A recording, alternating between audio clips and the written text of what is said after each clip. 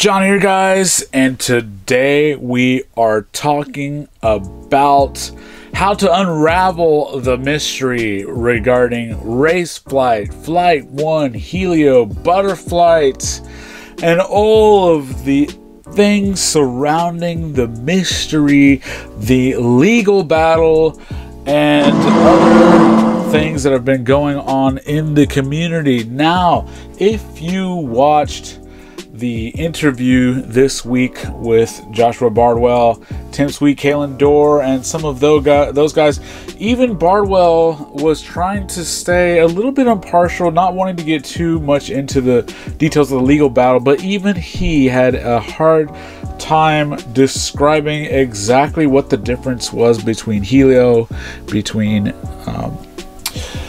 Butterflight, how that related to RaceFlight, how RaceFlight related to FlightOne. And so then at that point I realized I was not the only one confused by everything that's going on here. And so I have tried to compile a rough timeline of the events that led up to this legal battle, and I'm going to include links in the description below where you can review some of these legal documents.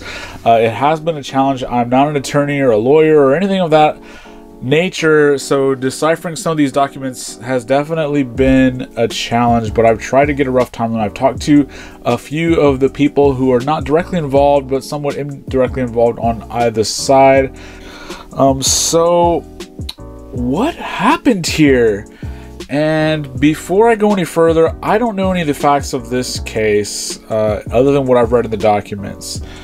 So some of these things may be slightly off. This is just kind of a look at what is going on, what the timeline is.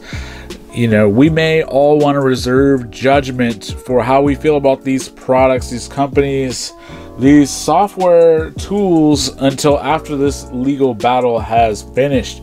So I personally have never used a RaceFlight or Helio board.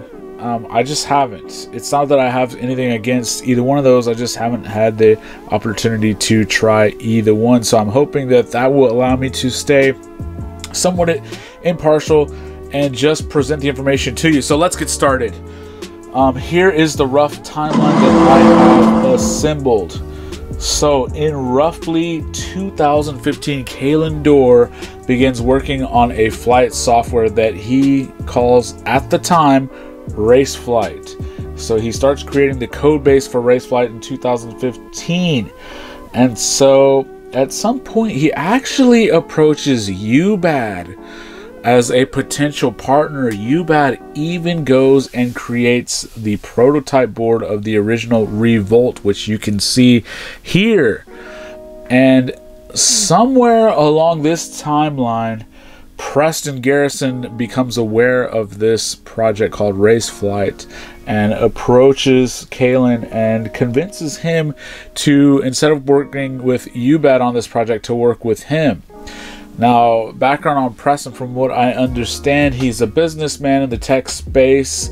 I believe he's owned other tech companies before, and so he has, seen some level of success. Now, conversely, Kalyn's a young developer who doesn't really have much at this point other than his code skills, his work ethic, and his desire to create some amazing tools for the community. So you would think that this could potentially be a match made in heaven. We've seen in tech history quite a lot of success from these two type of people getting together. Steve Wozniak and Steve Jobs would be a great example of a techie person who just wants to build awesome tools, and kind of a business genius coming together who really understood what the community, what the economy wanted, and was able to create a wonderful monetization practices, was able to design and sort of conduct the symphony of that business orchestra. And so a lot of times tech people who are creative developers don't have those skills. So if you can get a team together that complements those two together, it, just extreme amounts of magic can happen. So that's kind of the basis of this. And so Kalyn was really down on his luck, and Preston actually offered to allow him to stay in his home. He was going to put him on the payroll. He was going to pay Kalyn, and they were going to form a company to where Preston would handle the business end of marketing, selling, distributing. Now, I'm not sure if those were the exact roles as far as that goes, but basically he was going to handle the business end. Kalyn was going to handle the development end. And now, at some point, this relationship starts to go bad. Now, in there, certain things happen, like the RaceFlight stuff starts to be sold. They start to create the boards, the software gets out there. I remember this time distinctly seeing those RaceFlight things show up at the races and thinking, whoa, that looks interesting. It looks very simple, very intuitive. Now, for me, I just never wanted to kind of try them because I was just so comfortable with Betaflight, but I did hear many racers extolling the virtues of just how powerful and simple a system it was. Now, during this time period of success, Preston essentially becomes the face of RaceFlight. He's handling all the sales, all of the businesses, and I'll refer to this interview that I saw when I was kind of doing the research for this, where really it's quite a long interview, and I watched pretty much the whole thing, and Preston does about 99% of the talking. In fact, Kalyn is kind of off in the corner, and he only says about 2 or 3 sentences, if even that. If you ask me, we have the best freestylers and the best racers on board. I mean, you can't really argue with results. I mean, you know, Schizo's been flying it for quite a while. He loves it. It's kind of changed his style. I mean, when you watch him in the past, you know, he was more into the kiss, and now as he's starting to realize he can do more and more things, his stuff gets crazier and crazier. And, you know, the racers love it because it's just point and shoot. You just tell the quad to go there, and it just goes there. Right. So that really kind of paints the picture of how this relationship goes. And again, there's nothing wrong with that.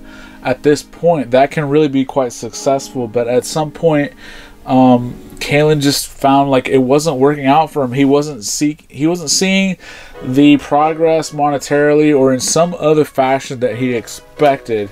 And in the legal documents, there are some reference to a point in time where Kalyn starts to see some financial things going on. Preston is coming home with new trucks, new boats, new things that would indicate that the financial success of RaceFlight at that time was larger than he felt that he was being compensated for. So something that sounds reasonable to me, Kalyn becomes upset and asks to see the financial records of the company. You know, he's been not so much involved in the business end, but he is the original developer, and he wants to see, like, give me access to the books. I want to see what's going on. You know, I'm still can't afford my own place, but yeah, a lot of other things are going. Now, I don't know that trucks or boats that were purchased were not due to the success of Preston's other business ventures. We don't know that, but that is mentioned specifically in some of these legal documents. Now, what's interesting, though, is that Kalyn is not permitted to see these documents. That sounds very strange to me. He's supposed to be a partner in this business, a leader in this business, the original, you know, lead developer, the founder, but he does not get access to the documents. So this kind of lets him know that you know, at least from his eyes, things are spiraling out of control. There's money being spent, potentially. There's money being brought in. He's not seeing enough of it to even move out and get his own place. So he decides that he needs to end this relationship that they've formed. So the partnership ends. And at some point in here, Kalyn discovers a small line of code that may make the entire project be a part of the GPL.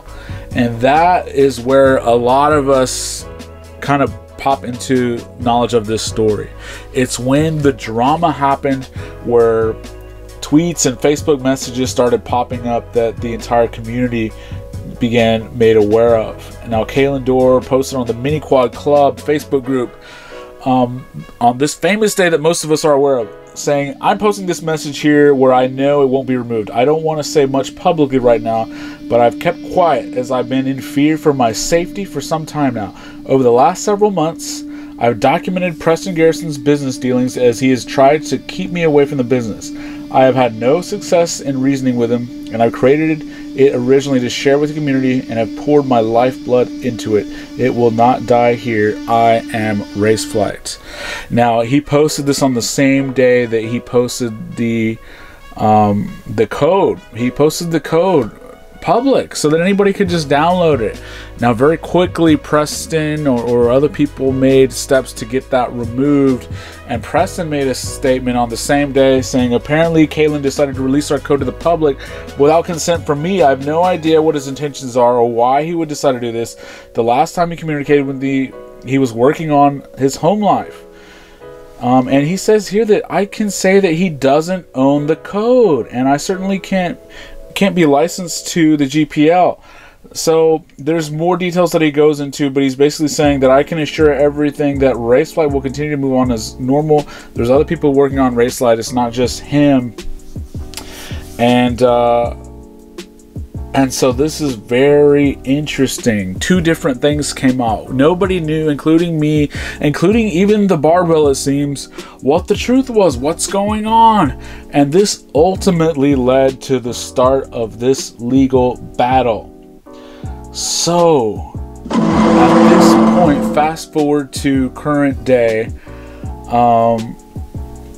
it's very interesting what's going on here. So, somewhere along the way, Kalyn joins up with the Ornery and Tim Sweet, and they join the efforts that other people had been working on, which is known as the Butterfly Project. And they also filed suit against the people that own RaceFlight, or not owned, that kind of like took control. So this was like, in the business world, this would be almost like a hostile takeover. And let's just pause for a minute and note a lot of the things that went wrong that allowed this to happen. So first of all, Kalyn started this project way back when. What was not done, it seems like, and we'll know for sure when the final results of this lawsuit are come to light, but what seems like was not done was he didn't create patents, he didn't create all of the necessary copyrights to be put in place to protect himself. And when he joined up with Preston, the documentation, the documents that said who owns what, who does what, who gets what, were not fully flushed out. And so that left him vulnerable for this sort of hostile takeover move that was perpetuated. Now, that's one side of it. Let's pause for a moment and just say that let's try to take a look at the other side. So, if we might try to see things from Preston's point of view. Now, I don't know that this is the case, but let's just say what may have happened or what his argument could be. Preston is a tech business guy, and as a tech business person, what you want to do is find a market that you can enter, find products that you can develop, and you basically hire people to do that work for you. So if he had a vision for a flight architecture software that would work with some hardware that was to be developed that he could market, sell, get and make money that way, he could potentially hire a developer to execute his vision, saying, I want these, I want it to look like this, I want these tools, I want these filters, I want it to do this, and hire a developer, and that would be his product, that would be his everything. And that's okay. That's how tech works. You hire database people, you hire developers to write the software, you hire hardware people. In any industry, that's how it works. So if that's his argument, then I could see how that would be the case. Now, if he comes into this saying like, look, I have tech businesses, this was just another one I was starting, and I hired a developer to do the work for me, but ultimately it was my vision that he was executing. Now, what might be a little wrinkle in that is the fact that Kalyn had been working on this project. He had come up with the name, he'd come up with the idea, he'd already been writing most of this software, prior to Preston coming on board. And as long as he has the proof of that, that's probably what's going to help him prevail in the lawsuit, if that is the case. So I can see how both of these things would go, and what both of these sides neglected to do was to document that partnership properly, to designate those roles clearly. Clearly something went wrong later and a fallout happened, and the FPV community has been kind of stuck in the middle. Now, we all remember when RaceFlight changed to RaceFlight and later on when it changed to FlightOne. Very interesting. That was due to this legal battle. Now, what's interesting is that along the time, so I'm going to be looking now at one of these legal documents, and I'm going to read you some notes that I've highlighted. So,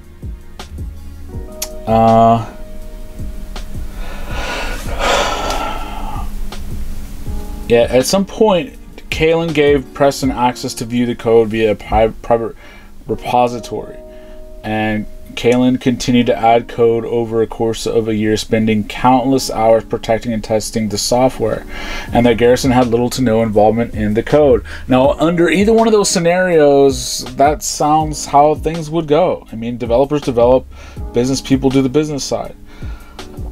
No surprises there. But Preston, according to this alleged statement, says that with Outdoors knowledge, he added a piece of the GPL code into RaceFlight When he did this, that essentially potentially made the entire project part of the GPL. And so, you know, Kalyn at this point says he had the moral dilemma of knowing that that small chunk of code was in there, that he would have to, you know, open the whole thing as open source as part of the GPL agreement. And so who put that piece in there, I don't know if anyone's ever going to know. I don't know if the lawsuit's really going to point that out, but very interesting. So that's, you know, Kalyn's basically saying he did that as a matter of principle because that's just how the GPL is supposed to work. It's very specific in that regard. If you use any piece of it, your entire project becomes a part of the GPL, which means it has to be open source. Now, another thing that's in here is saying that, you know, the time period in which Door began working with Ornery Development, which is the Helio Group, was in December of 2017 or early January 2018. So that's the beginning of the year. So it's been less than a year that some of these things have happened. So Kalyn joining up with the Helio Group. Now, Helio is separate from Butterflight, and that was something that took me a long time to kind of understand.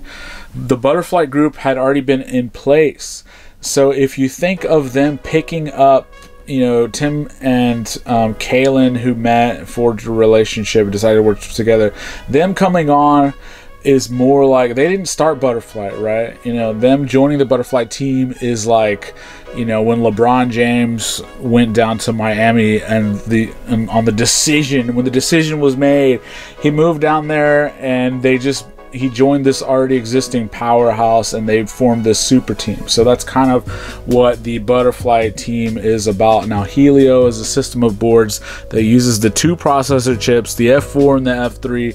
F3 handles all the filtering. But I'll get into that in another video potentially. So Garrison, which is Preston, at some point, he doubled down on his position by wrongfully issued the DMCA takedown. So this is what he did to get that code base taken down, saying that it was his code. Now, whose code it really is still kind of under debate under this lawsuit. But so it wasn't out there forever when Kalyn posted that code out there. So both sides are going after each other. They're both going for actual damages, they're going for punitive damages, and they're both going for fees and costs related to this claim. There's many counts on both sides. There's literally probably hundreds of legal documents. I've sifted through many of them, and I can't give every single detail out there, but one thing that was very interesting that I thought was in there that said says this: Kalyn can sell his services for $200 per hour as a developer, meaning that over $832,000 of his time and effort went into building the flight controller software.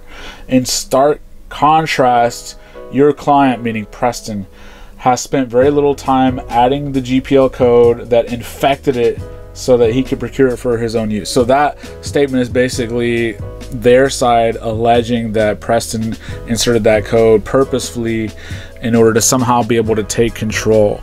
Now, I don't quite know all the details on how did he fully control all the business and how was he able to push Kalyn out of it and, you know, continue selling it to this day. I'm not really sure. Now, upon Mr. Doerr's, Kalyn's departure, the plaintiffs and the counterclaimants took steps to transition away from RaceFlight to FlightOne. Code Orange did not do so because of the belief that Mr. Doerr owned the trademark for RaceFlight, but instead did so to separate itself from Mr. Doerr in order to not lose the goodwill that Code Orange had built. It informed its clients and potential clients that the Code Orange products would now be marketed under the brand FlightOne. Now, this sounds a little fishy to me. They're basically saying, yeah, we changed our name from RaceFlight to FlightOne, not because we had to. No, we didn't have to. Because we were under a legal threat. No, we just did it because we kind of felt like it, because we didn't want to be associated with Kalyn. That doesn't sound like a very strong position or a very strong statement. But you know, it's going to be up for the courts to decide. So this is a very tough time for all parties involved. I can kind of see, you know, I don't know who's right or wrong in this, and there's people's livelihood at stake. So, you know, we're not here to judge. We're going to let the court system do that. Very interesting, though, because in a lot of the former Droneconomics episodes, we've talked about situations where maybe the market wasn't big enough. The dollars weren't large enough for people to go through lawsuits. But in this case, it is, because an entire hardware and software ecosystem is hanging in the balance, and the ownership rights there too are in dispute. And I can tell you that over the last year, RaceFlight, FlightOne, whatever you want to call it, has definitely gained some popularity. We've seen some big pilot names in the community flying those. Butterflight and Helio came onto the scene very hard, but I've seen less and less from them lately. Although some of the new features that they're coming out with, like I believe it's the Pegasus software that's going to be hitting the thing soon, is supposed to be very, very cool. And I think that's part of what was on the Joshua Bardwell video that I referred to earlier. So I'm going to kind of cut this here. I could go on for just tons of time, but hopefully that paints kind of a rough picture of what happened, how it went down, what's going on. It's still very fuzzy to me, the relationship of what's going to happen if, you know, the ornery development side wins this lawsuit. Does that mean that the RaceFlight name is going to come back? Are they going to continue to do Helio? Will FlightOne and RaceFlight exist at the same time after that? Will FlightOne go away? You know, where does all of the hardware that's, you know, in stock or being produced, does that transition hands? I don't know.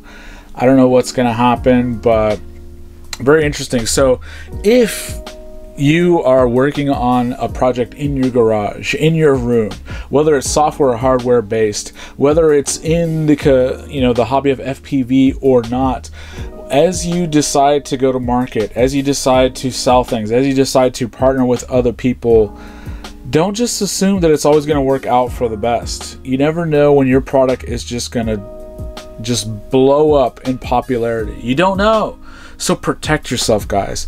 Write those documents, hire those lawyers, you know, hire them to sign and create agreements that specifically outlines who is entitled to what in this relationship, and things like this won't happen. I bet as a lone developer, Kalyn never imagined the popularity that his creation would escalate to.